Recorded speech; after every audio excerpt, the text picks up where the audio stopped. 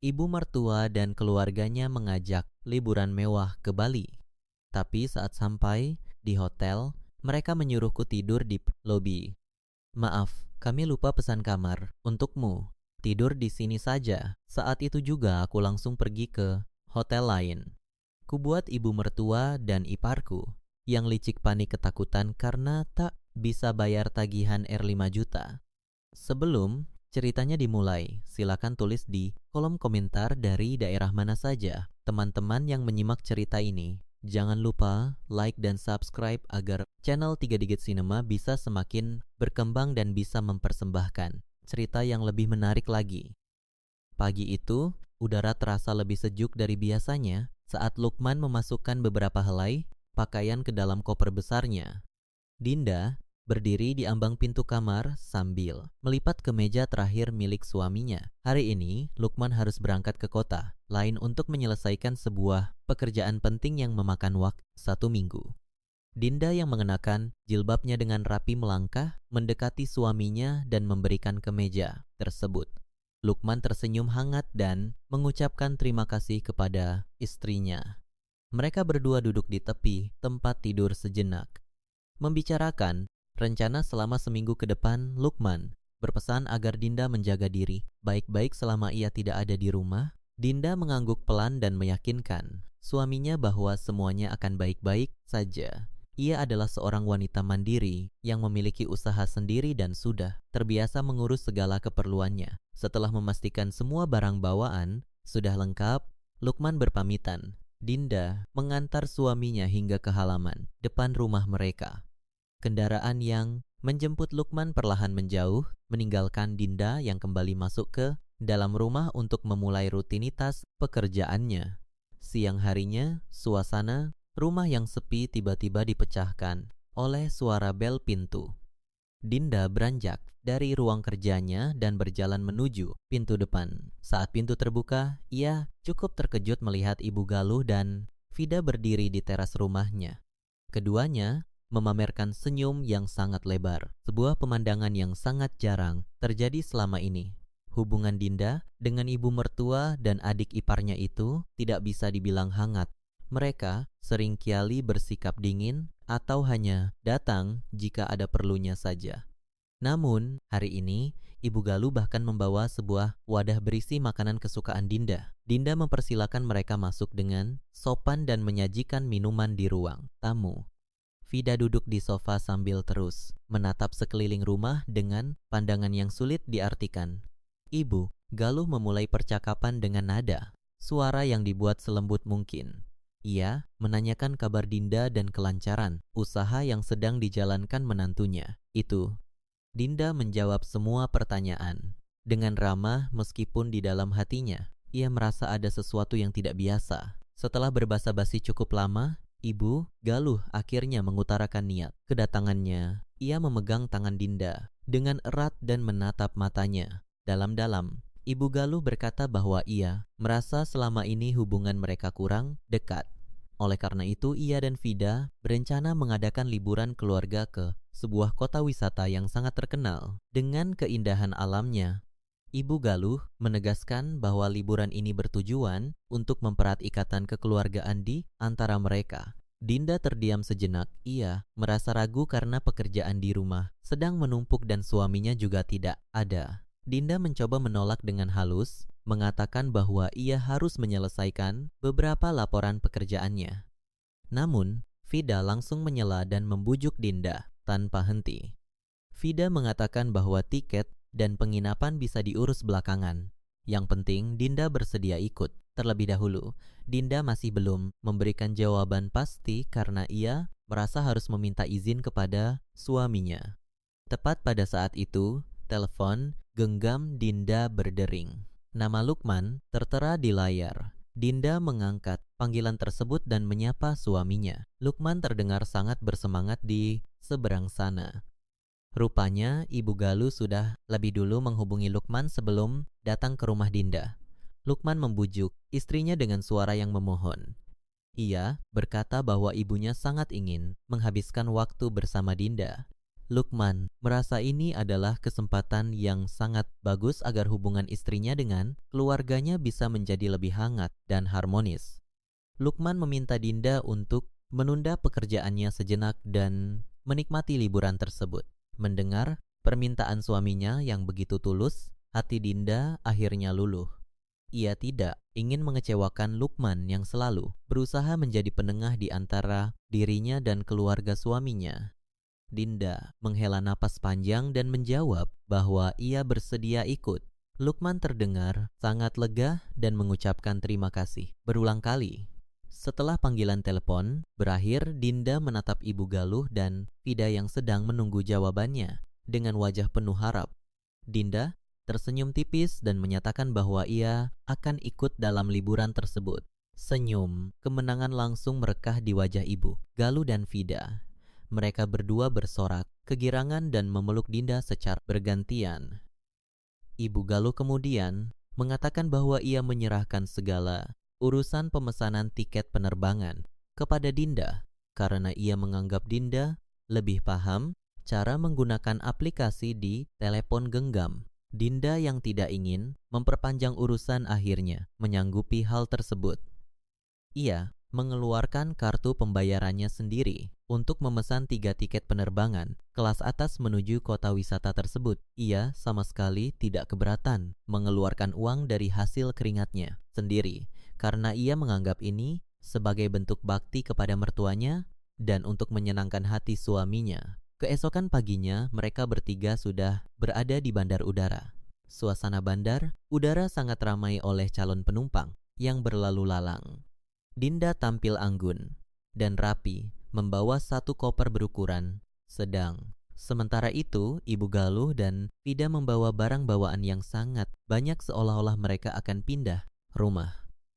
Begitu turun dari kendaraan, Ibu Galuh langsung mengeluh sakit pinggang dan menyerahkan 2 koper besarnya kepada Dinda. Fida juga melakukan hal yang sama. Ia beralasan tangannya kram dan menyerahkan tas jinjingnya kepada Dinda. Dinda tidak banyak bicara dan hanya menuruti permintaan mereka sambil mendorong troli barang seorang diri. Ibu Galuh dan Fida berjalan melenggang dengan santai di depan Dinda tanpa menoleh sedikit pun. Dinda mencoba bersabar dan menganggap ini sebagai ujian kecil di awal liburan mereka. Saat mereka tiba di ruang tunggu keberangkatan, Dinda mencari tempat duduk untuk mereka bertiga. Setelah menata barang-barang, Dinda berpamitan sebentar untuk pergi ke toilet. Namun, baru beberapa langkah berjalan, ia teringat bahwa telepon genggamnya tertinggal di atas troli barang. Dinda berbalik arah dan berjalan tanpa menimbulkan suara. Saat ia hampir sampai di tempat duduk mereka, Dinda menghentikan langkahnya. Ia mendengar sayup-sayup suara Fida yang sedang berbicara dengan seseorang melalui panggilan telepon. Fida tertawa pelan dan berkata dengan nada meremehkan, "Tenang saja, liburan kali ini dibayari penuh sama kakak ipar. Mesin uang kita sudah aman." Ibu Galuh yang duduk di sebelah Fida ikut tertawa kecil dan menepuk paha putrinya sebagai tanda setuju. Darah Dinda seakan berhenti mengalir mendengar kalimat tersebut. Semua kebaikan dan kata-kata manis yang ia dengar kemarin hanyalah kepalsuan belaka. Mereka tidak benar-benar ingin menjalin kedekatan keluarga. Mereka hanya membutuhkan seseorang untuk membiayai gaya hidup mewah yang tidak mampu mereka bayar sendiri. Dinda menarik napas dalam-dalam untuk menenangkan gemuruh di dadanya. Ia tidak marah, apalagi menangis. Ia adalah seorang wanita cerdas yang tidak akan membiarkan dirinya diinjak-injak begitu saja. Dinda berbalik dan berjalan menuju toilet dengan langkah yang tenang. Di depan cermin toilet, ia merapikan hijabnya dan tersenyum dingin. Rencana liburan ini akan menjadi sebuah pelajaran yang tidak akan pernah dilupakan oleh mertua dan adik iparnya. Perjalanan udara memakan waktu sekitar 2 jam sebelum akhirnya pesawat mendarat dengan mulus di bandar udara kota wisata tersebut. Cuaca sangat cerah dengan hembusan angin yang membawa aroma laut. Fida langsung sibuk dengan telepon genggamnya mengambil banyak sekali gambar dan merekam video untuk diunggah ke media sosial miliknya. Ia berjalan dengan gaya yang sangat angkuh, seolah-olah ia adalah seorang selebritas terkenal. Ibu Galuh juga tidak mau kalah. Ia terus memperbaiki letak kacamatanya dan berjalan mendahului. Dinda lagi-lagi harus mengurus semua barang bawaan mereka dari tempat pengambilan bagasi hingga menuju ke area penjemputan. Dinda menyewa sebuah kendaraan roda 4 yang sangat nyaman untuk mengantar mereka menuju penginapan. Di dalam kendaraan, Ibu Galuh dan Vida terus berbicara tanpa henti tentang tempat-tempat mahal yang akan mereka kunjungi dan makanan mewah yang akan mereka cicipi.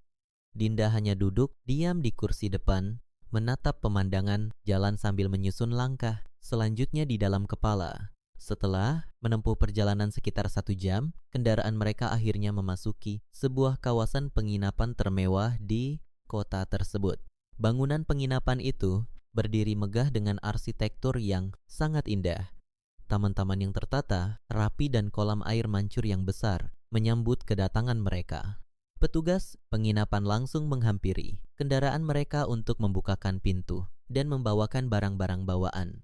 Vida terlihat sangat kegirangan melihat kemewahan di sekelilingnya. Ia langsung berlari kecil menuju ruang penerimaan tamu sambil terus merekam setiap sudut bangunan. Ibu Galuh mengikuti dari belakang dengan wajah yang sangat puas. Dinda berjalan di belakang mereka dengan langkah santai, mengamati setiap gerak-gerik ibu mertua dan adik iparnya. Saat tiba di meja pendaftaran masuk, Ibu Galuh langsung mengambil alih pembicaraan dengan petugas penerima tamu. Ia berbicara dengan nada yang sangat percaya diri, seolah-olah ia adalah tamu kehormatan di tempat itu. Petugas menyapa mereka dengan ramah dan menanyakan nama pemesan kamar. Ibu Galuh menyebutkan namanya sendiri.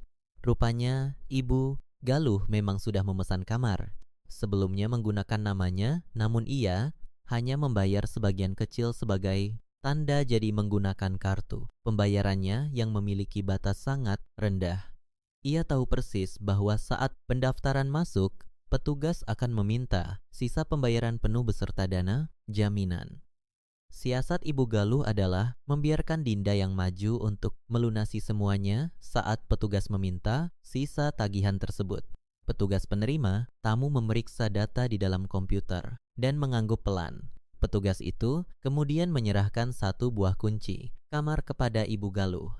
Ibu Galuh mengambil kunci tersebut dengan senyum lebar lalu menoleh ke arah Dinda yang berdiri tenang di sampingnya. Ibu Galuh memasang wajah terkejut yang sangat dibuat-buat. Ia menepuk dahinya sendiri dan menatap Dinda dengan tatapan bersalah yang palsu. Aduh Dinda, Ibu lupa sekali memesan kamar untukmu. Ya ampun, bagaimana ini bisa terjadi, ucap Ibu Galuh dengan nada suara yang sengaja dikeraskan agar terdengar meyakinkan. Vida yang berdiri di belakang ibunya menutupi mulutnya untuk menyembunyikan tawa. Ia tahu persis bahwa ibunya sedang berakting. Ibu Galuh kemudian melanjutkan perkataannya dengan wajah memelas. Kamu tidur di kursi ruang tunggu utama ini saja ya malam ini. Besok ibu usahakan cari penginapan murah di luar untukmu. Kamu kan masih muda, pasti kuat kalau cuma tidur di luar semalaman. Dinda menatap mata ibu mertuanya lekat-lekat. Tidak ada sedikit pun rasa panik atau bingung di wajah Dinda. Ia menyadari sepenuhnya bahwa ini adalah jebakan. Ibu Galuh dan Vida berharap Dinda akan merasa malu atau marah, lalu pada akhirnya mengalah dan menyewa 1 kamar tambahan yang sangat mahal untuk dirinya sendiri atau bahkan membayar kamar besar untuk mereka semua menggunakan kartu pembayarannya. Mereka berpikir bahwa Dinda yang menjaga nama baik keluarga tidak akan membuat keributan di tempat umum seperti ini. Namun, tebakan mereka sepenuhnya salah. Dinda sama sekali tidak berniat mengeluarkan kartu pembayarannya di meja tersebut. Ia tidak akan membiarkan uang hasil kerja kerasnya digunakan untuk memanjakan orang-orang yang tidak menghargainya. Dinda mengukir senyuman yang sangat manis di wajahnya. Senyuman yang membuat Ibu Galuh dan Vida sedikit kebingungan karena reaksi itu sama sekali di luar dugaan mereka. Oh, Tidak, apa-apa ibu, selamat istirahat, jawab Dinda dengan suara yang sangat tenang dan lembut. Setelah mengucapkan kalimat tersebut, Dinda langsung membalikkan badannya. Ia menghampiri petugas yang membawa barang-barang mereka, lalu menunjuk koper miliknya sendiri. Dinda mengambil kopernya dan menyeretnya dengan anggun menuju pintu keluar utama penginapan tersebut. Langkahnya sangat mantap dan tidak ragu-ragu sama sekali. Ibu Galuh dan Vida berdiri mematung di depan meja pendaftaran masuk. Mulut mereka sedikit terbuka karena terkejut melihat Dinda yang benar-benar pergi, meninggalkan mereka begitu saja. Mereka mengira Dinda akan merengek atau setidaknya berdebat. Namun, wanita berhijab itu justru melenggang pergi tanpa beban.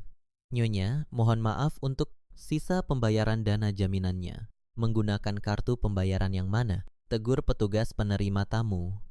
Membuyarkan lamunan Ibu Galuh. Ibu Galuh tersentak, kaget. Ia menata petugas itu lalu menata pintu keluar di mana bayangan Dinda sudah menghilang. Wajah Ibu Galuh mulai memucat. Ia tidak memiliki uang yang cukup di dalam kartunya untuk melunasi biaya penginapan mewah tersebut. Rencananya untuk menjadikan Dinda sebagai pahlawan yang membayar semua. Tagihan telah gagal total. Kini ia dan putrinya harus menghadapi petugas penginapan tanpa kehadiran mesin uang yang mereka andalkan. Sementara itu, di luar bangunan penginapan, Dinda menghirup udara segar dan memesan sebuah kendaraan melalui telepon genggamnya menuju tempat yang jauh lebih indah. Tempat di mana ia akan menikmati liburannya dengan tenang sambil menunggu. Sandiwara mertuanya hancur, berkeping-keping. Kendaraan yang ditumpangi Dinda melaju membelah jalanan. Kota wisata yang dipenuhi pepohonan rindang di sisi kanan dan kirinya. Angin sepoi-sepoi masuk melalui celah jendela, kaca yang sengaja diturunkan sedikit, membawa udara segar yang menenangkan pikiran.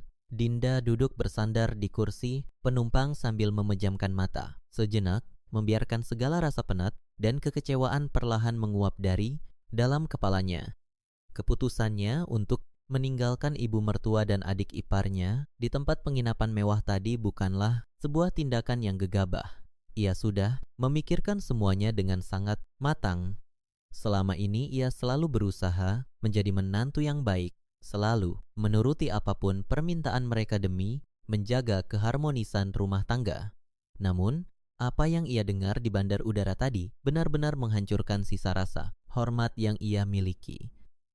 Mereka tidak menganggapnya sebagai keluarga, melainkan hanya sebagai sumber uang untuk memuaskan keserakan mereka. Dinda membuka matanya saat kendaraan mulai berbelok memasuki sebuah kawasan pribadi yang jauh dari keramaian pusat kota wisata tersebut. Tujuan Dinda adalah sebuah villa pribadi yang sangat tertutup dan eksklusif. Tempat ini terkenal dengan pelayanannya yang luar biasa dan tingkat privasi yang sangat tinggi. Begitu turun dari kendaraan, Dinda langsung disambut oleh beberapa petugas yang tersenyum ramah dan membawakan barang bawaannya. Ia diantar menuju bangunan villa miliknya yang dikelilingi oleh taman bunga yang bermekaran dan sebuah kolam renang yang airnya sangat jernih. Suasana di tempat itu sangat hening.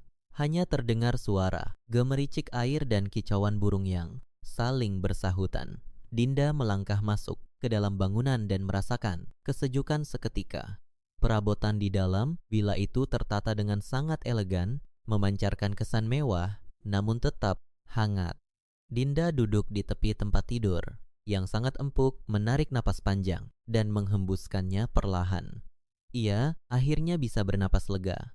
Setelah beristirahat sejenak, Dinda teringat akan satu hal yang sangat penting. Sebelum berangkat berlibur, ia sempat memberikan sebuah kartu pembayaran tambahan miliknya kepada Ibu Galuh dengan alasan untuk memudahkan transaksi jika sewaktu-waktu ada keperluan mendesak saat di jalan. Dinda tahu betul bagaimana tabiat ibu mertuanya itu.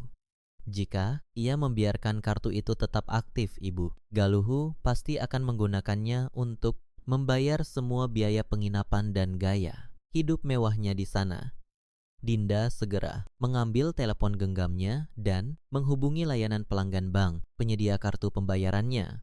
Dengan suara yang tegas dan tenang, Dinda meminta petugas bank untuk segera memblokir kartu tambahan yang dipegang oleh ibu mertuanya tersebut. Setelah mendapat kepastian bahwa kartu itu sudah tidak bisa digunakan lagi untuk transaksi apapun, Dinda memutuskan untuk mematikan telepon genggamnya sama sekali. Ia meletakkan benda persegi itu di atas meja rias dan melangkah menuju kamar mandi untuk membersihkan diri. Ia ingin menikmati sisa hari ini tanpa ada gangguan dari siapapun. Sementara itu, di tempat penginapan yang jauh lebih ramai, kepanikan sempat melanda Ibu Galuh saat melihat Dinda benar-benar pergi meninggalkannya.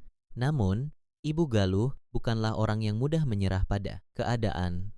Dengan segala akal bulusnya, ia membujuk petugas penerima tamu dan menggunakan kartu pembayaran miliknya sendiri yang batas saldonya sangat kecil, hanya untuk menutupi biaya jaminan awal agar mereka bisa masuk ke dalam kamar. Ibu Galuh sangat yakin bahwa ia bisa mengatasi masalah sisa pembayaran nanti dengan menggunakan kartu tambahan milik Dinda yang masih tersimpan aman di dalam dompetnya. Setelah berhasil mendapatkan kunci, Ibu Galuh dan Vida melangkah masuk ke dalam kamar mereka yang sangat luas dan mewah. Vida langsung melompat ke atas tempat tidur dan berteriak kegirangan. Ia mengeluarkan telepon genggamnya dan mulai merekam setiap sudut ruangan untuk dipamerkan kepada teman-temannya di media sosial.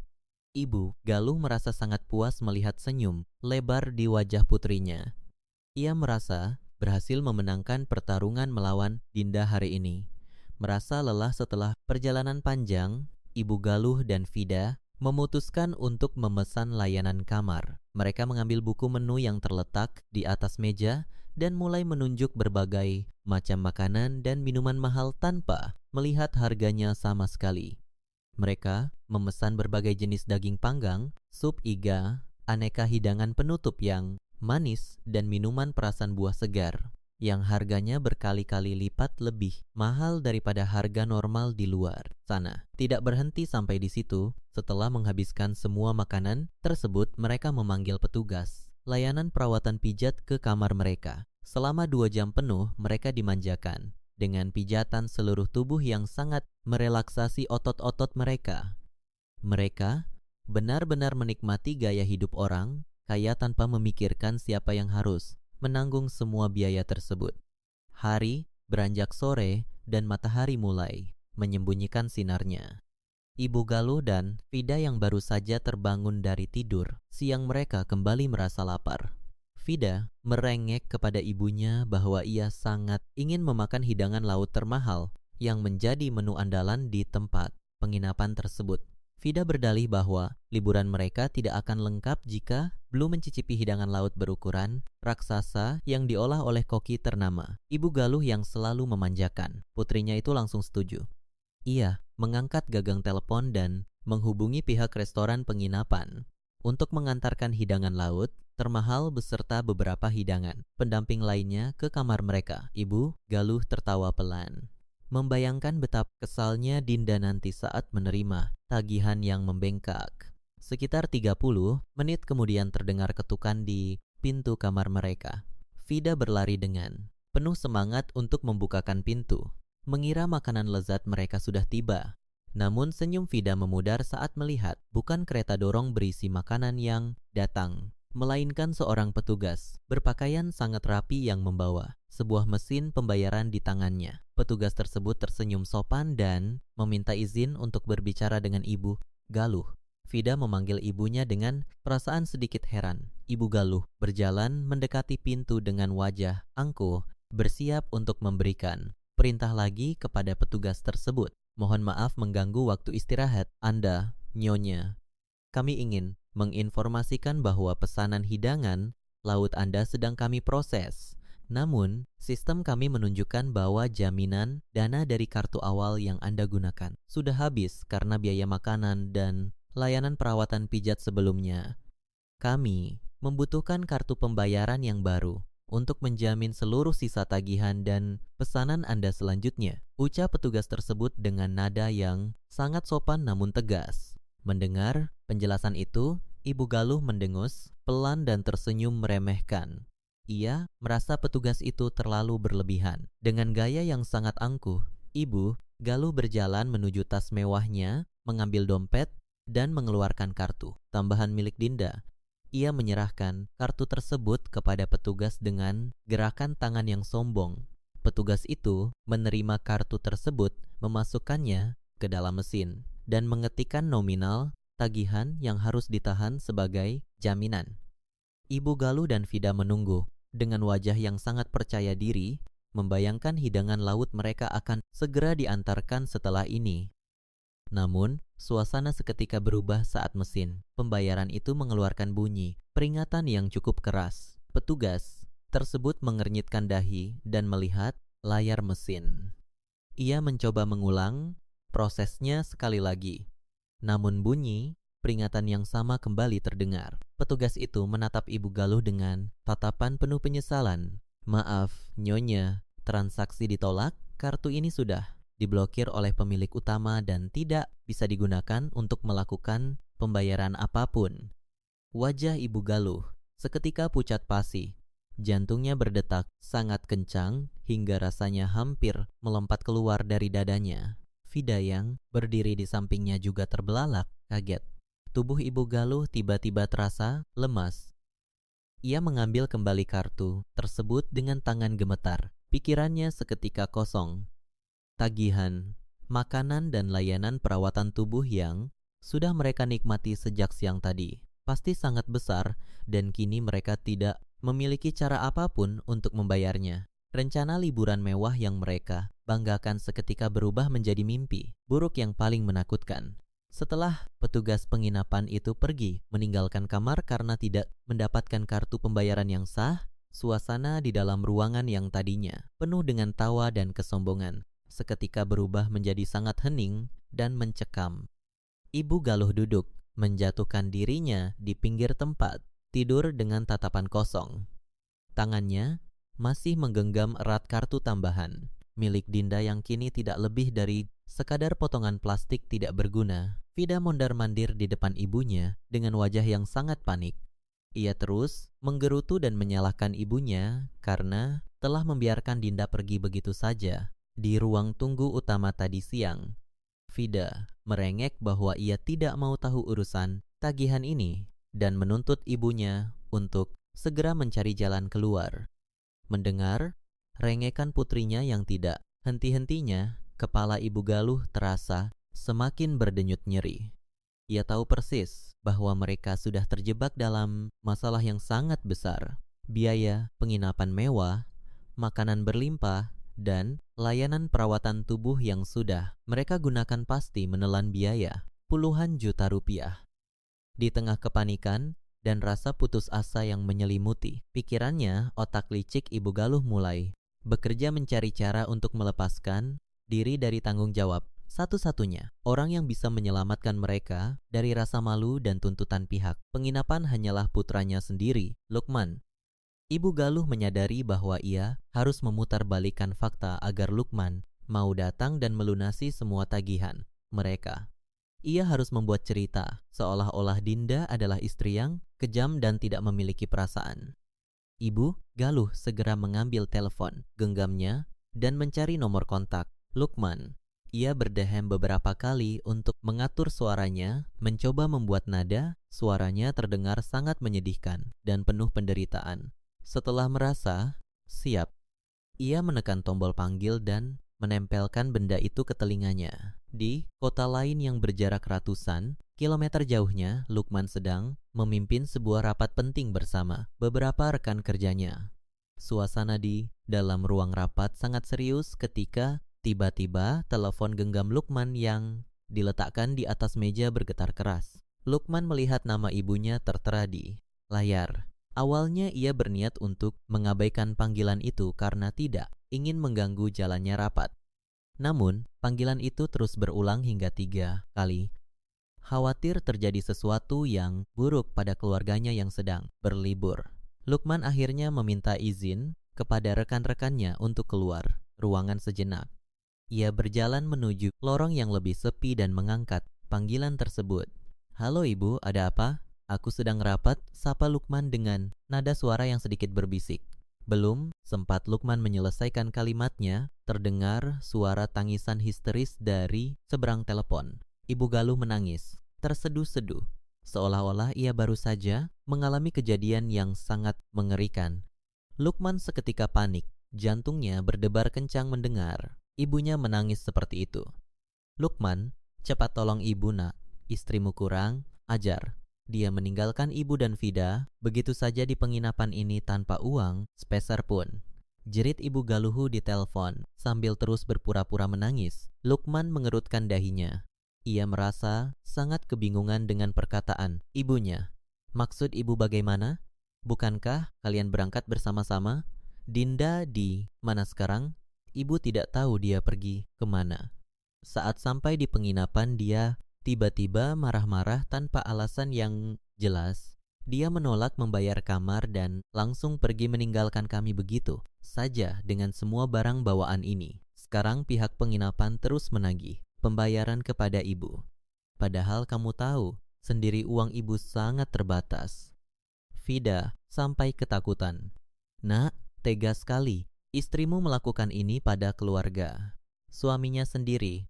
Racau ibu Galuh menyusun kebohongan dengan sangat rapi dan meyakinkan. Mendengar penjelasan ibunya, darah Lukman seakan mendidih.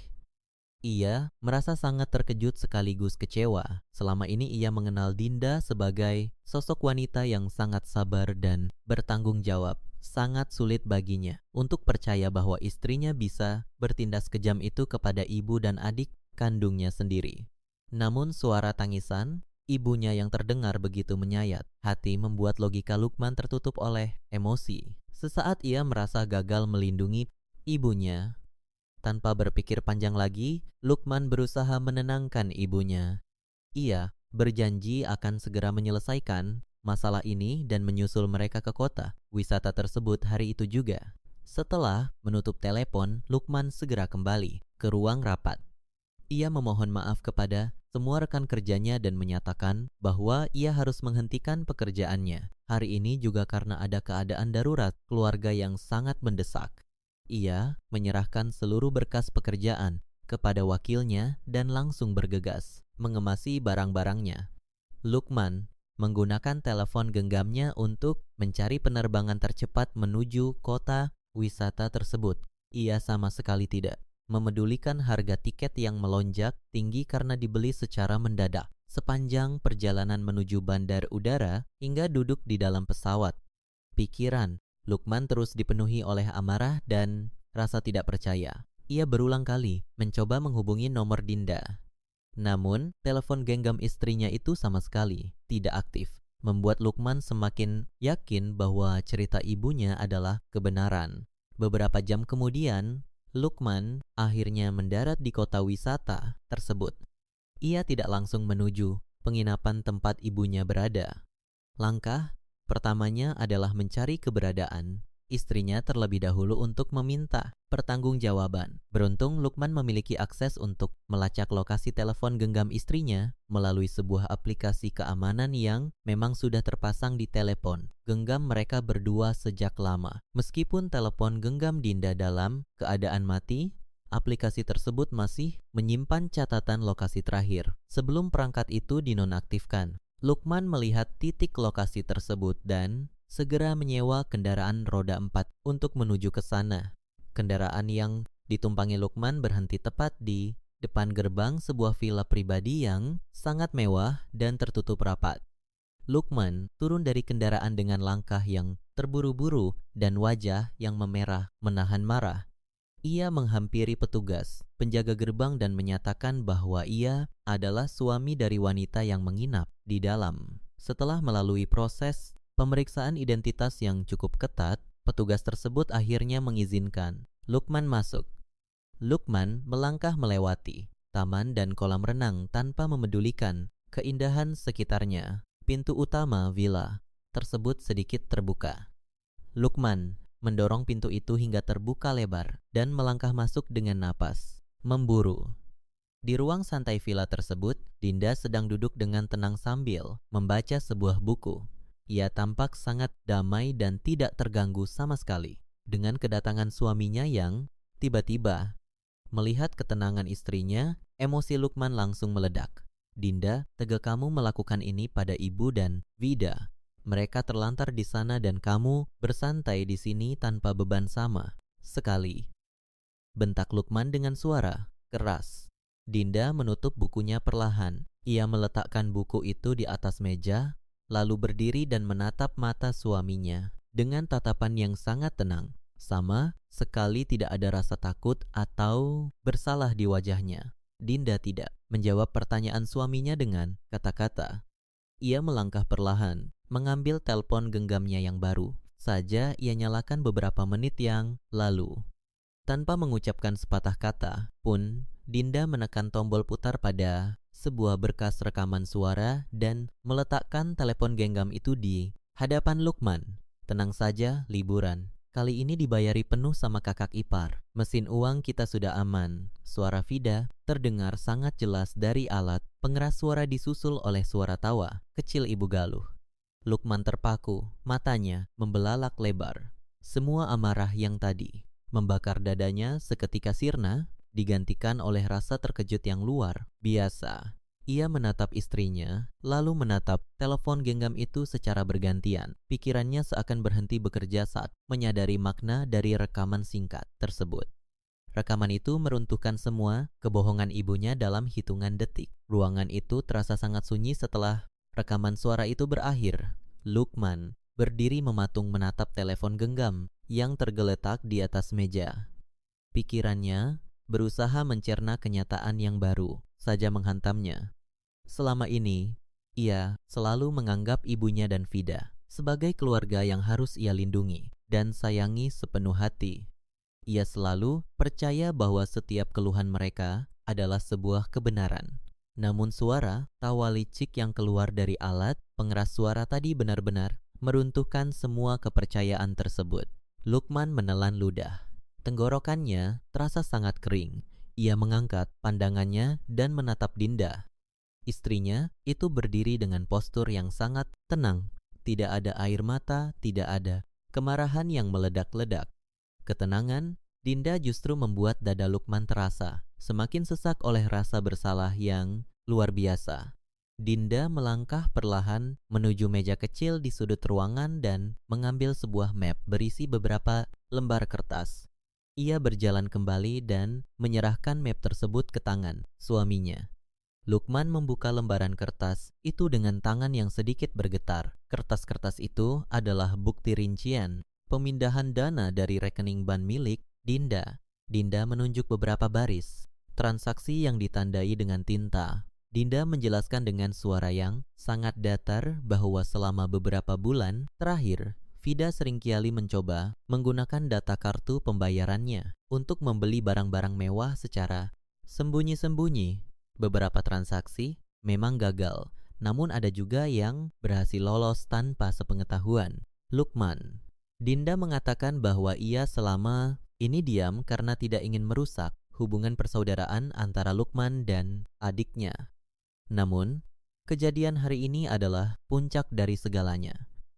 Belum selesai, Lukman terkejut dengan lembaran mutasi bank tersebut. Dinda mengambil telepon genggamnya kembali. Ia membuka sebuah pesan dari sistem perbankan dan menyodorkan layar telepon itu tepat di depan mata suaminya.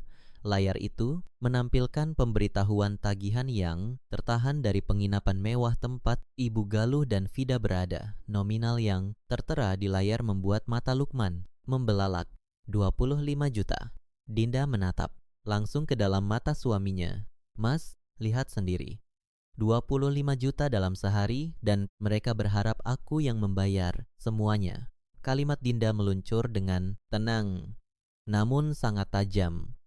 Menembus langsung ke jantung pertahanan Lukman. 25 juta dalam waktu kurang dari 1 hari adalah jumlah yang sangat tidak masuk akal untuk sebuah liburan keluarga biasa. Lukman akhirnya menyadari bahwa ibunya sama sekali tidak berniat mendekatkan diri dengan Dinda.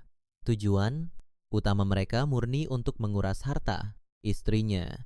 Bayangan tentang tangisan histeris ibunya di telepon tadi kini terasa seperti sebuah pertunjukan sandiwara yang sangat memuakkan. Lukman merasa dadanya dihimpit batu besar Kakinya terasa lemas hingga ia harus duduk di sofa. Ia menundukkan kepalanya dalam-dalam dan mengusap wajahnya dengan kedua telapak tangan. Air mata penyesalan mulai menetes membasahi pipinya. Ia merasa sangat bodoh dan gagal menjadi suami yang bisa diandalkan.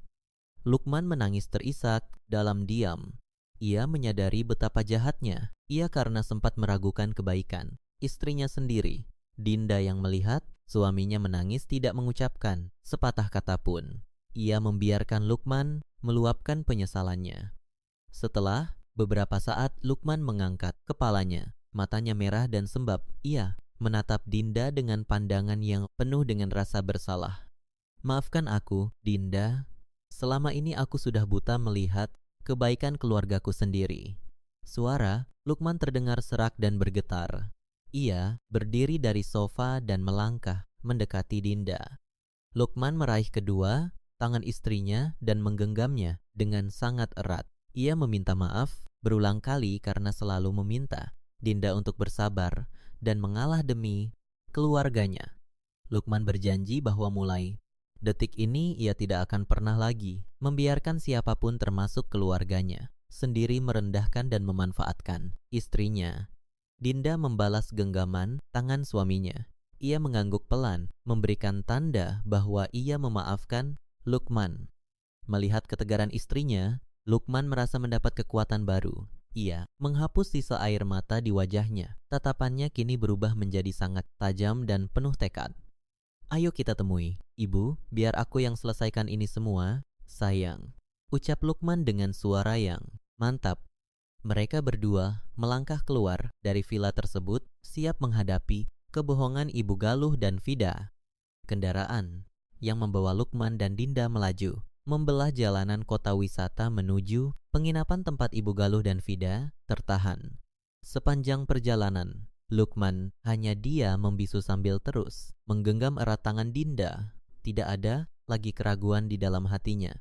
Ia sudah membulatkan tekad untuk memberikan pelajaran yang tegas kepada ibu dan adiknya.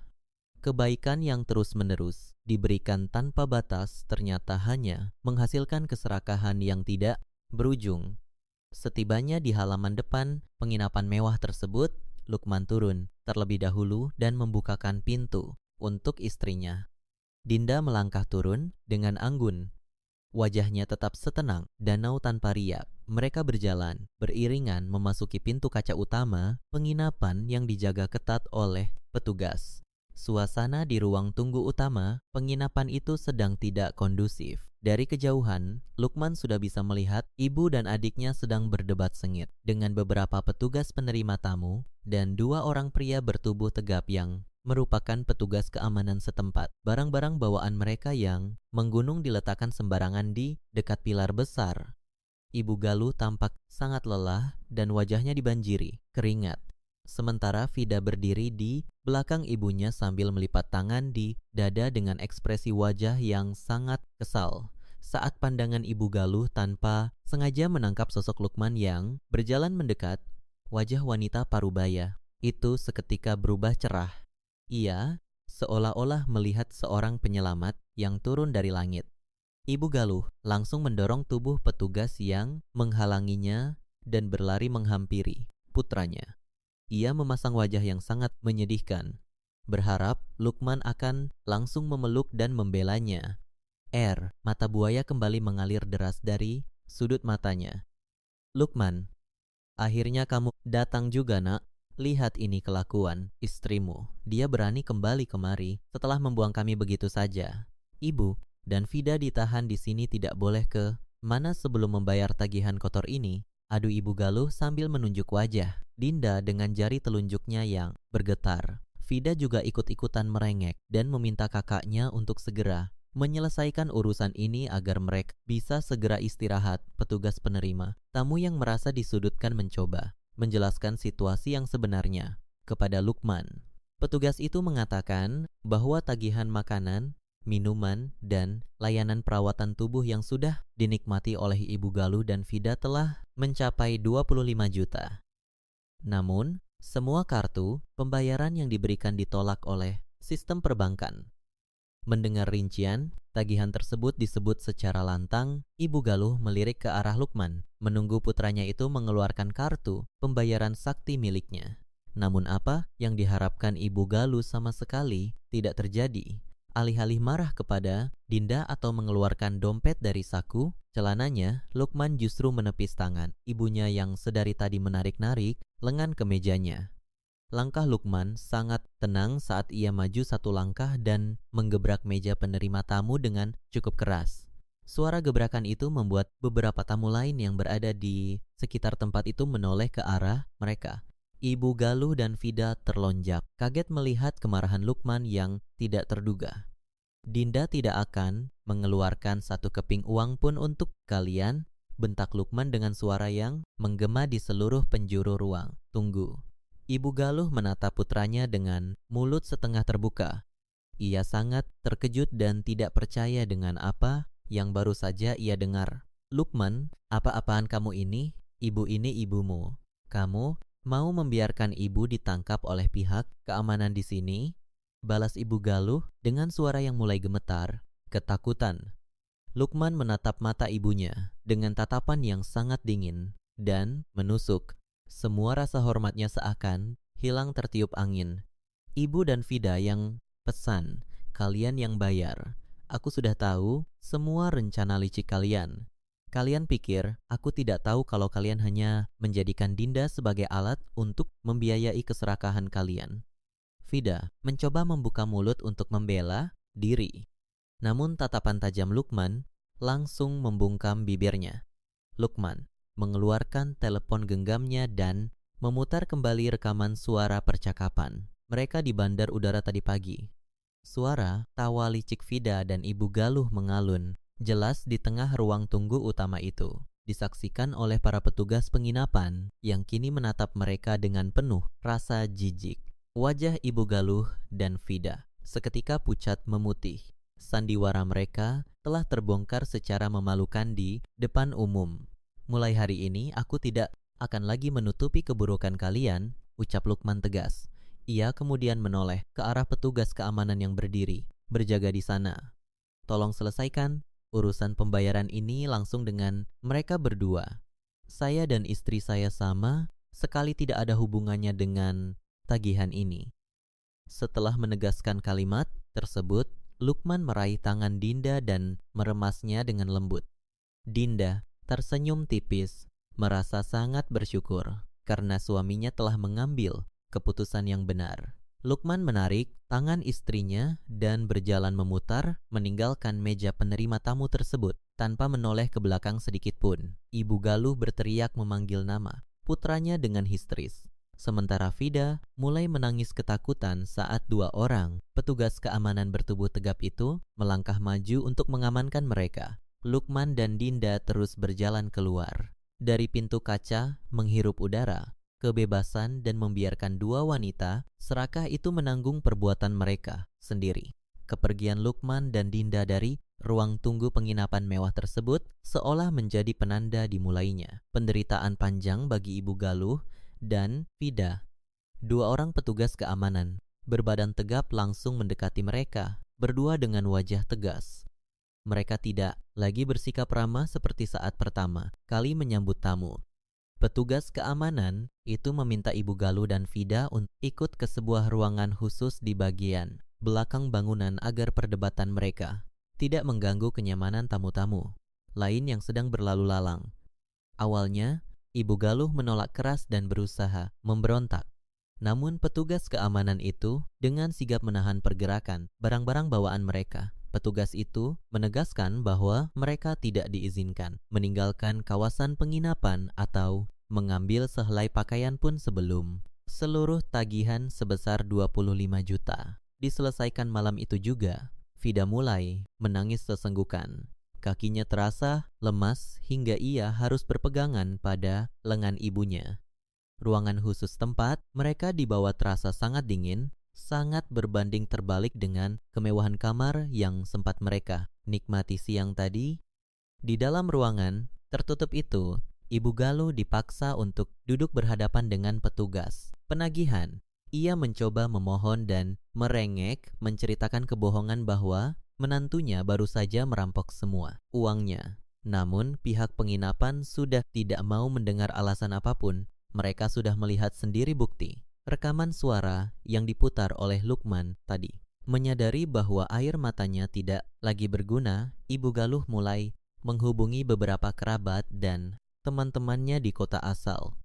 Ia menelepon mereka satu persatu memohon pinjaman uang dengan alasan sedang mengalami musibah di kota wisata. Namun, karena sifat Ibu Galuh yang selama ini dikenal pelit dan sering merendahkan orang lain, tidak ada satupun kerabat yang bersedia membantunya. Beberapa dari mereka bahkan langsung mematikan telepon saat Ibu Galuh mulai menyebutkan angka puluhan juta. Keputusasaan mulai merayapi pikiran wanita parubaya itu. Ia menatap putrinya yang terus menangis di pojok ruangan dengan perasaan hancur. Tidak ada jalan keluar lain. Ibu Galuh akhirnya menatap tajam ke arah tas mewah dan perhiasan yang menempel di tubuh putrinya. Ia memaksa Vida untuk menjual barang-barang berharga tersebut demi menutupi sebagian tagihan. Vida menolak keras. Ia memeluk tas kesayangannya dengan erat sambil berteriak bahwa barang-barang itu adalah modalnya untuk tampil gaya di media sosial. Namun, Ibu Galuh membentingkan bahwa mereka bisa diserahkan ke pihak berwajib jika tidak bisa membayar. Dengan tangan gemetar dan air mata yang terus mengalir, Vida terpaksa membuka aplikasi perpesanan di telepon genggamnya. Ia menghubungi seorang pedagang barang bekas mewah di kota wisata itu dan mengirimkan foto tas, jam, tangan, dan beberapa perhiasan emasnya. Pedagang itu datang setengah jam kemudian ke ruang tunggu penginapan. Melihat kondisi Vida yang sangat mendesak membutuhkan uang tunai, sang pedagang dengan kejam menawar semua barang itu dengan harga yang sangat murah, jauh di bawah harga beli aslinya. Ibu, tas kesayanganku laku sangat murah. Bagaimana aku bisa bergaya lagi di media sosial? Tangis Vida pecah saat pedagang itu menyerahkan sejumlah uang tunai dan pergi membawa semua barang-barang kebanggaannya. Hati Vida hancur lebur. Namun uang hasil penjualan barang-barang itu masih belum cukup untuk menutupi total tagihan mereka yang mencapai 25 juta. Uang tersebut hanya berjumlah belasan juta. Mereka masih kekurangan banyak uang. Keringat dingin mengucur deras di dahi Ibu Galuh. Waktu terus berjalan dan pihak penginapan mulai memberikan peringatan terakhir. Dalam keadaan yang sangat terdesak dan pikiran yang kacau, Ibu Galuh melihat sebuah iklan layanan pinjaman daring di telepon genggamnya. Layanan itu menjanjikan pencairan dana dalam hitungan menit tanpa persyaratan yang rumit. Ibu Galuh tidak memikirkan bunga yang mencekik atau denda keterlambatan yang bisa menghancurkan hidupnya nanti. Ia langsung mengunduh aplikasi tersebut, memasukkan data dirinya, dan mengambil foto wajahnya dengan sangat tergesa-gesa. Kurang dari 15 menit kemudian, sejumlah dana masuk ke rekening bank miliknya. Bunga pinjaman itu sangat besar. Namun Ibu Galuh merasa lega karena nyawanya terselamatkan malam itu. Ia segera menyatukan uang tersebut dengan hasil penjualan tas putrinya dan membawanya ke meja pembayaran. Setelah menghabiskan seluruh sisa harga dirinya, Ibu Galuh melunasi tagihan tersebut. Petugas penerima tamu memberikan secari kertas bukti pelunasan dan mempersilakan mereka untuk pergi. Mereka harus menyeret koper-koper besar mereka sendiri keluar dari kawasan penginapan mewah itu di tengah malam yang dingin. Tidak ada senyum ramah atau bantuan dari petugas. Yang ada hanyalah tatapan sinis dari orang-orang di sekitar mereka. Ibu Galuh dan Vida berjalan menyusuri jalanan yang sepi mencari tempat berteduh. Uang mereka benar-benar habis terkuras. Mereka bahkan harus menahan lapar karena tidak mampu membeli makanan. Malam itu, mereka terpaksa tidur di atas kursi keras di sebuah stasiun pengisian bahan bakar yang letaknya cukup jauh dari kawasan wisata. Tubuh mereka menggigil, kedinginan, digigit nyamuk, dan dihantui rasa takut. Vida terus menangis. Semalaman meratapi nasibnya yang berubah drastis dalam satu hari. Keesokan paginya, matahari bersinar, terik menyengat kulit. Ibu Galuh dan Vida terbangun dengan tubuh yang terasa, remuk dan bau yang tidak sedap. Namun, setitik harapan masih tersisa di hati mereka. Mereka mengingat bahwa Dinda telah membelikan mereka tiket pesawat kelas atas untuk pulang ke kota asal. Mereka berpikir bahwa setelah sampai di rumah nanti, mereka bisa menyusun rencana baru untuk membujuk Lukman. Berbekal uang koin sisa hasil penjualan barang bekas semalam, mereka menumpang kendaraan umum kelas bawah menuju bandar udara. Sepanjang perjalanan, mereka harus berhimpitan dengan banyak orang dan mencium aroma keringat yang menyengat. Sebuah hal yang sangat dihindari oleh Vida selama ini. Sesampainya di bandar udara, mereka langsung menuju meja pendaftaran dengan sisa-sisa kesombongan yang mereka miliki. Ibu Galuh menyerahkan kartu identitasnya kepada petugas dengan harapan bisa segera masuk ke ruang tunggu khusus penumpang kelas atas yang menyediakan banyak makanan gratis. Ia membayangkan bisa menyantap makanan enak untuk mengisi perutnya yang keroncongan sejak semalam. Namun, petugas wanita di balik meja itu menatap layar komputernya dengan dahi berkerut. Petugas itu kemudian menatap Ibu Galuh dengan senyum yang dipaksakan. "Maaf Ibu, tiket pesawat atas nama Anda berdua sudah dibatalkan secara permanen oleh Bapak Lukman tadi malam. Seluruh dana pengembalian tiket tersebut juga sudah dialihkan kembali ke rekening pemilik utama. Anda tidak terdaftar dalam penerbangan manapun hari ini," ucap petugas tersebut dengan nada yang sangat datar. Bumi seakan berhenti berputar bagi Ibu Galuh. Ia mematung mendengarkan penjelasan petugas tersebut. Vida yang berdiri di belakangnya langsung menjerit histeris. Harapan terakhir mereka untuk pulang dengan nyaman telah dihancurkan hingga tak bersisa oleh Lukman. Mereka kini benar-benar terjebak di pulau, seberang tanpa uang, tanpa tempat tinggal, dan tanpa ada satu orang pun yang bersedia menolong mereka. Keduanya tersungkur di lantai bandar udara, menangisi kebodohan dan keserakahan mereka sendiri yang kini berbalik menghancurkan hidup mereka. Sementara Ibu Galuh dan Vida menangisi nasib mereka di lantai bandar udara. Di sisi lain kota wisata tersebut, Lukman terbangun dari tidurnya dengan perasaan yang sangat ringan. Sinar matahari pagi menembus celah tirai kamar villa. Pribadinya memberikan kehangatan yang sangat menenangkan. Ia menoleh ke samping dan melihat Dinda yang sedang merapikan lipatan hijabnya di depan cermin. Lukman tersenyum, hatinya dipenuhi rasa syukur yang teramat dalam karena ia masih diberi kesempatan untuk memperbaiki kesalahannya. Ia beranjak dari tempat tidur, menghampiri istrinya dan memeluknya dari belakang. Ia berbisik pelan mengucapkan terima kasih karena Dinda telah membuka matanya dan menyelamatkan rumah tangga mereka dari kehancuran. Dinda membalas pelukan suaminya dengan lembut. Hari itu mereka sepakat untuk melupakan semua beban dan menikmati sisa waktu liburan tersebut berdua saja. Mereka menghabiskan waktu dengan makan siang di restoran pinggir pantai yang indah, berjalan-jalan, menikmati deburan ombak, dan berbicara dari hati ke hati tentang masa depan keluarga kecil mereka tanpa campur tangan orang lain. Lukman merasa sangat bangga memiliki istri sekuat dan sebaik Dinda. Saat mereka sedang duduk bersantai menikmati pemandangan matahari terbenam, Lukman meminta izin untuk mengambil sebuah gambar. Dinda tersenyum ke arah kamera telepon genggam suaminya, menampilkan wajah cantiknya yang dibalut hijab rapi. Lukman menatap hasil gambar itu dengan penuh kekaguman. Tanpa ragu sedikitpun, Lukman membuka aplikasi media sosialnya.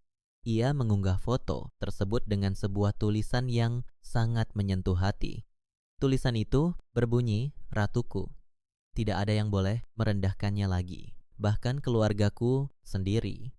Lukman sengaja membuat kiriman itu dapat dilihat oleh semua kerabat dan teman-temannya sebagai bentuk penegasan bahwa Dinda adalah satu-satunya wanita yang paling berharga di dalam hidupnya saat ini. Ia menutup telepon genggamnya dan kembali menggenggam tangan istrinya. Di saat yang sama, Penderitaan Ibu Galuh dan Vida memasuki babak yang paling menyiksa. Setelah diusir dari bandar udara karena mencoba membuat keributan, mereka berjalan tanpa arah di bawah terik matahari. Mereka benar-benar kehabisan uang dan terpaksa harus meminta bantuan dari orang-orang yang berlalu lalang hanya untuk membeli sebotol air minum. Rasa lapar dan haus membuat tubuh mereka semakin lemah. Karena tidak memiliki biaya untuk menyewa kendaraan yang layak, mereka akhirnya memohon kepada seorang sopir truk pengangkut barang yang kebetulan akan menyeberang pulau untuk memberikan mereka tumpangan gratis. Sopir truk itu merasa kasihan dan mengizinkan mereka duduk di bagian belakang truk yang terbuka, berdesakan dengan tumpukan karung berisi sayuran yang mulai membusuk. Perjalanan menggunakan truk barang itu terasa seperti di neraka. Vida yang biasanya selalu berada di ruangan sejuk ini harus menahan panasnya terik matahari dan debu jalanan yang menempel di seluruh tubuhnya. Kulit wajahnya yang sering dirawat di tempat mahal kini mulai memerah dan terbakar. Ibu Galuh terus mengeluh kesakitan di bagian punggungnya karena harus duduk di atas papan kayu yang sangat keras. Setiap kali truk melintasi jalanan yang berlubang, tubuh mereka terpental dan menghantam karung-karung sayuran yang berbau, menyengat. Perjalanan yang seharusnya hanya memakan waktu beberapa jam jika menggunakan pesawat, kini harus ditempuh selama belasan jam dengan penuh siksaan. Tidak ada air bersih untuk mencuci muka, tidak ada makanan enak, hanya debu dan rasa malu yang menemani mereka di sepanjang perjalanan darah tersebut. Setelah truk barang itu menurunkan mereka di pelabuhan penyeberangan antar pulau, penderitaan mereka masih belum berakhir. Mereka harus menyambung perjalanan menggunakan kapal laut, penumpang kelas ekonomi paling bawah. Tiket kapal tersebut dibeli menggunakan uang hasil mengemis dari para penumpang lain di pelabuhan.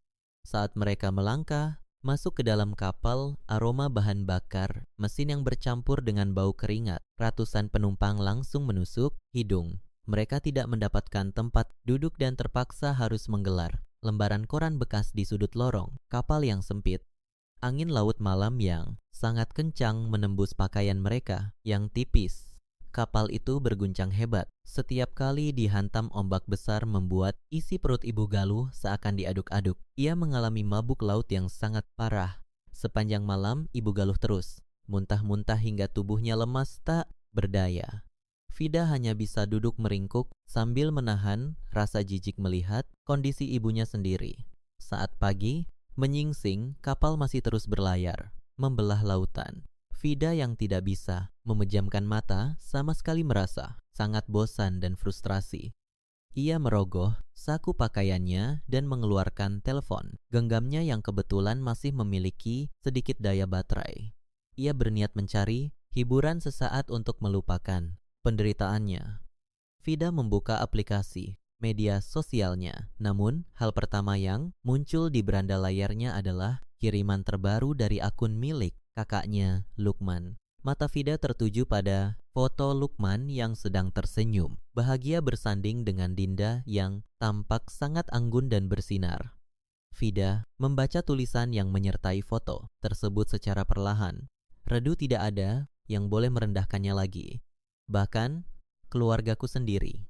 Tulisan itu bagaikan sambaran petir di siang bolong bagi kakak kandung yang selama ini menjadi mesin uang dan pelindungnya, kini secara terang-terangan membuangnya dan memuja wanita yang sangat ia benci. Vida menyadari bahwa Lukman sengaja mengunggah tulisan itu untuk menyindir dan memutuskan hubungan dengan mereka berdua. Semua teman sosialitanya pasti sudah melihat unggahan tersebut dan mulai menertawakan kejatuhan keluarganya. Darah Vida mendidih, wajahnya memerah menahan amarah dan kebencian yang sudah memuncak. Ia tidak bisa lagi menahan emosinya. Vida menjerit marah dengan suara yang sangat melengking membuat seluruh penumpang yang ada di lorong kapal terbangun dan menatapnya dengan tatapan sinis dan terganggu.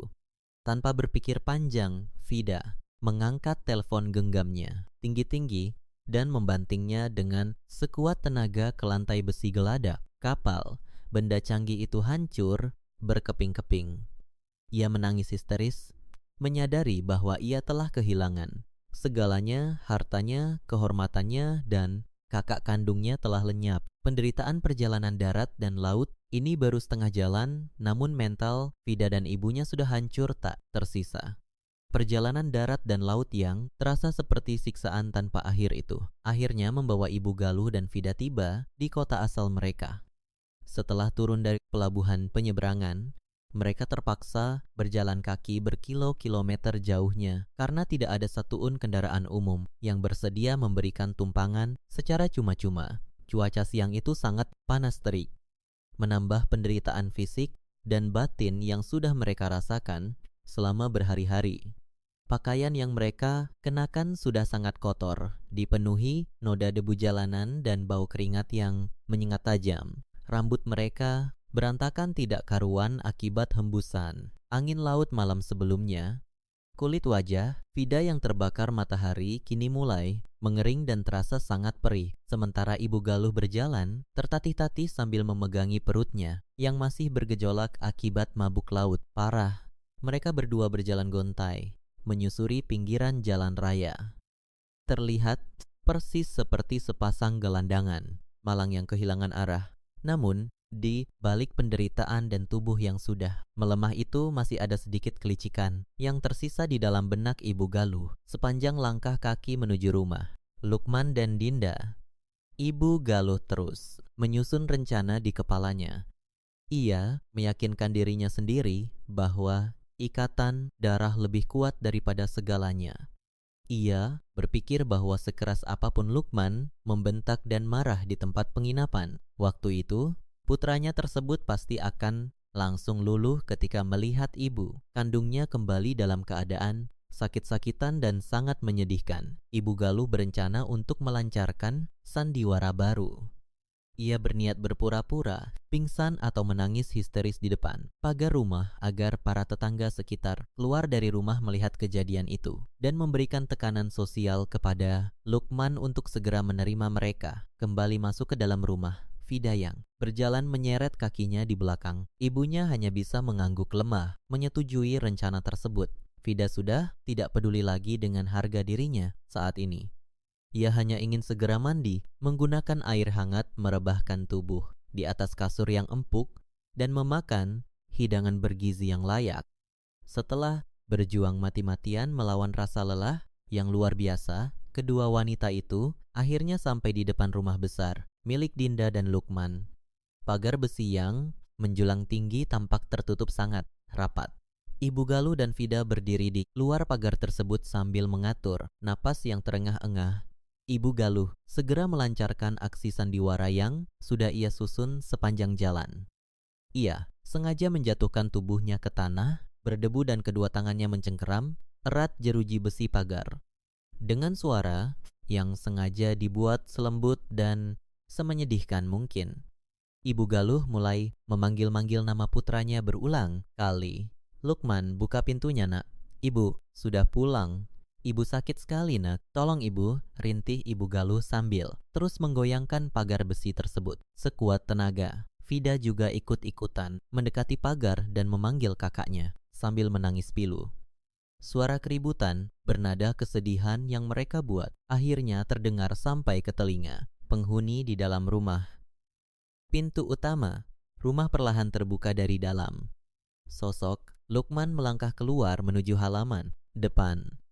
Melihat putranya akhirnya muncul, Ibu Galuh semakin memperkeras suara tangisannya. Ia sudah membayangkan adegan di mana Lukman akan segera berlari membukakan gembok pagar, memeluknya dengan penuh rasa penyesalan, lalu memapahnya perlahan masuk ke dalam rumah yang sejuk dan nyaman.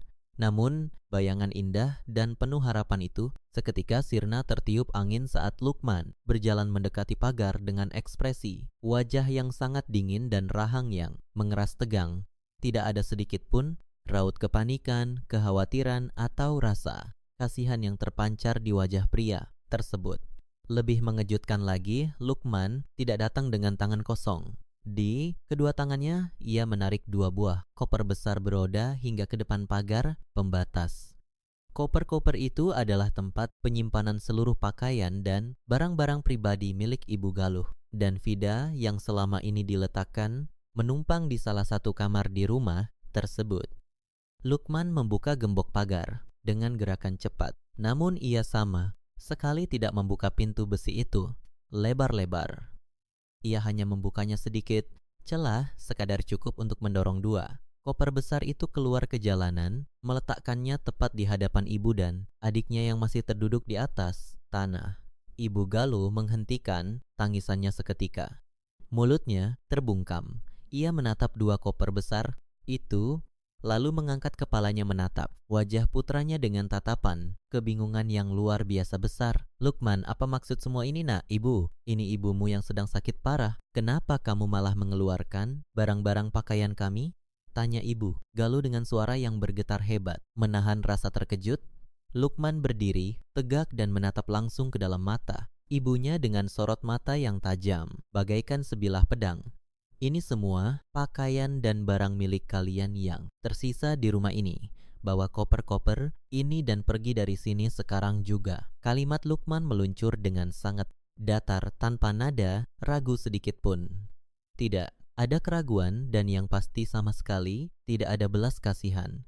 Hati Ibu Galuh seakan dihantam beban benda padat. Mendengar kalimat pengusiran yang keluar secara langsung dari mulut putra kebanggaannya sendiri. Ia tidak pernah menduga bahwa rencananya untuk memanipulasi keadaan dan mencari simpati justru akan berakhir dengan kenyataan yang begitu menyakitkan ini. Vida yang menyadari koper pakaiannya telah dibuang ke jalanan kembali menangis histeris. Kepulangan yang tadinya mereka harapkan bisa mengembalikan kemewahan hidup kini telah berubah menjadi gerbang perpisahan di mana mereka dibuang secara permanen dari kehidupan keluarga Lukman. Mendapati penolakan yang begitu telak dan melihat sikap Lukman yang tidak tergoyahkan sama sekali, Ibu Galuh mencoba memaksakan diri untuk berdiri dengan bertumpu pada pagar. Ia merasa seluruh harga dirinya benar-benar telah dihancurkan ke dasar bumi. Dalam keputusasaannya, ia mencoba menuntut keadilan dari sudut pandang seorang ibu kandung. Ibu Galuh berteriak dengan suara serak menuduh bahwa Lukman adalah anak durhaka yang tidak tahu balas budi karena telah dicuci otaknya oleh istri yang licik dan pelit. Ia bahkan melontarkan ancaman bernada kemarahan, mengatakan bahwa ia akan menyebarkan keburukan dan kebohongan tentang Dinda kepada seluruh kerabat jauh dan tetangga di lingkungan tersebut agar nama baik mereka hancur. Namun, semua ancaman dan caci maki itu sama sekali tidak membuat Lukman mundur atau gentar sedetik pun. Lukman justru maju satu langkah mendekati celah pagar, menatap ibu dan adiknya dengan pandangan tajam yang mengisyaratkan bahwa batas kesabarannya benar-benar sudah habis, tidak bersisa. Mulai hari ini dan seterusnya, tidak ada lagi jatah uang bulanan dari pendapatanku. Kendaraan yang selama ini sering kalian pakai untuk berjalan-jalan juga sudah aku ambil kembali. Semua fasilitas mewah yang selama ini kalian nikmati secara cuma-cuma dari hasil keringat istriku sudah aku cabut sepenuhnya. Jangan pernah berani menginjakkan kaki di rumah ini lagi sampai kalian benar-benar menyadari kesalahan besar kalian dan bersedia meminta maaf kepada istriku dengan hati yang tulus. Tegas Lukman dengan suara lantang dan menggema, memastikan kalimatnya terdengar jelas. Setelah menyelesaikan kalimat penegasan tersebut, Lukman melangkah mundur ke area halaman rumahnya. Ia menarik kembali pintu pagar besi dan menutupnya dengan bantingan yang cukup keras. Suara besi yang beradu dan bunyi gembok yang dikunci dengan rapat menjadi penanda mutlak berakhirnya hubungan keluarga yang selama ini hanya menggerogoti kebahagiaan rumah tangganya. Ibu Galuh dan Vida benar-benar tertinggal di luar pagar, terdiam kaku membeku meratapi kemalangan nasib mereka. Tangisan keras, Vida kembali pecah membelah kesunyian sore hari di perumahan tersebut. Namun, pintu rumah Lukman tetap tertutup rapat dan tidak akan pernah terbuka lagi untuk mereka. Tanpa ada pilihan lain yang tersisa, mereka berdua pada akhirnya harus menyeret paksa koper-koper berat tersebut meninggalkan kawasan perumahan mewah itu dengan langkah yang sangat berat menuju masa depan yang sangat gelap gulita. Bulan demi bulan berganti sejak peristiwa pengusiran yang penuh air mata tersebut. Kehidupan Ibu Galuh dan Vida benar-benar hancur lebur dan berputar 180 derajat menuju arah yang sangat buruk. Tanpa adanya bantuan keuangan yang mengalir deras dari Lukman dan Dinda seperti biasanya, mereka langsung terperosok ke dalam jurang kemiskinan yang sangat menyiksa. Ibu Galuh yang pada masa lalunya selalu tampil angkuh dan sombong memamerkan barang-barang perhiasan mahal, kini harus menelan kepahitan hidup yang sesungguhnya. Utang puluhan juta rupiah dari layanan pinjaman uang daring yang terpaksa ia gunakan untuk melunasi tagihan penginapan mewah di kota wisata. Waktu itu terus berbunga setiap harinya, bunganya menumpuk hingga mencapai jumlah tagihan yang sangat tidak masuk akal karena tidak memiliki penghasilan dan tidak mampu membayar cicilan utang tersebut sama sekali. Ibu Galus ketika menjadi buruan utama para penagih utang. Setiap hari tanpa henti, telepon genggamnya dibombardir oleh ribuan pesan, makian dan ancaman yang menakutkan. Tidak berhenti sampai di pesan singkat, beberapa pria penagih utang berwajah garang mulai melacak keberadaan mereka dan mendatangi tempat tinggal mereka untuk menagih secara paksa. Demi menghindari teror menakutkan yang mengancam keselamatan mereka, setiap hari Ibu Galuhu dan Vida terpaksa harus terus berpindah-pindah tempat tinggal secara sembunyi-sembunyi seperti buronan. Mereka tidak mampu lagi menyewa tempat tinggal yang layak. Kini mereka hanya mampu menyewa sebuah kamar sewaan sederhana yang letaknya berada jauh di bagian paling ujung sebuah gang yang sangat sempit dan padat. Ruangan tempat mereka tidur itu ukurannya sangat kecil, terasa sangat pengap karena kurangnya ventilasi udara dan atapnya sering meneteskan air saat hujan turun dengan deras. Tidak ada lagi kasur tebal yang empuk atau mesin pendingin ruangan yang memanjakan tubuh mereka. Kondisi, lingkungan yang buruk dan pikiran yang selalu dilanda tekanan ketakutan membuat pertahanan fisik Ibu Galuh hancur. Ia seringkali jatuh sakit demam, berkepanjangan akibat pola makan yang sangat tidak bergizi. Ibu Galuh menghabiskan sebagian besar waktunya dengan mengurung diri di dalam kamar sewaan yang gelap itu. Ia seringkali menangis sendirian, menyesali dan meratapi kebodohannya sendiri di masa lalu yang telah menghancurkan masa tuanya yang seharusnya tenang. Balasan atas perbuatan jahatnya benar-benar datang menagih semua rasa sakit yang pernah ia torehkan kepada menantunya. Di sisi lain kehidupan, nasib yang dijalani, Vida juga tidak kalah memilukan. Gadis muda yang dahulunya sangat terobsesi pada harta kekayaan dan selalu memamerkan gaya hidup sosialita tingkat atas di berbagai platform media sosial, itu kini harus membentuk realita. Kerasnya mencari lembaran uang yang halal, karena ia tidak pernah menyelesaikan pendidikannya hingga mendapatkan gelar sarjana dan tidak memiliki keahlian khusus apapun di dunia kerja. Vida mengalami kesulitan luar biasa dalam mencari pekerjaan di perusahaan yang bagus. Demi bisa bertahan hidup, membayar biaya sewa, ruangan, dan membeli beras untuk makan dirinya dan ibunya sehari-hari, Vida dengan sangat terpaksa harus menelan ludahnya sendiri dan membuang jauh-jauh seluruh gengsi serta harga dirinya. Ia akhirnya menerima tawaran bekerja paruh waktu sebagai seorang tenaga pelayan kebersihan di sebuah rumah makan pinggir jalan kelas bawah yang suasananya selalu penuh sesak dan lantainya seringkali kotor. Setiap hari dari pagi hingga malam, Vida harus terus berdiri melayani tamu, mencuci tumpukan piring berlemak, membersihkan meja-meja kayu yang lengket oleh sisa makanan orang lain, dan tidak jarang ia menerima bentakan kasar dari pelanggan-pelanggan yang tidak sabaran. Kulit telapak tangannya yang dahulu sangat halus karena rutin melakukan perawatan mewah, kini berubah menjadi kasar, pecah-pecah, dan sering dipenuhi luka goresan. Tidak ada lagi senyum, kesombongan yang menghiasi wajahnya. Yang tersisa hanyalah raut kelelahan yang mendalam. Teman-teman, pergaulan mewahnya dulu sudah lama pergi menjauh dan memutus semua akses komunikasi dengannya. Vida menjalani hari-harinya dalam kesendirian, menanggung hukuman berat atas semua kesombongan masa mudanya.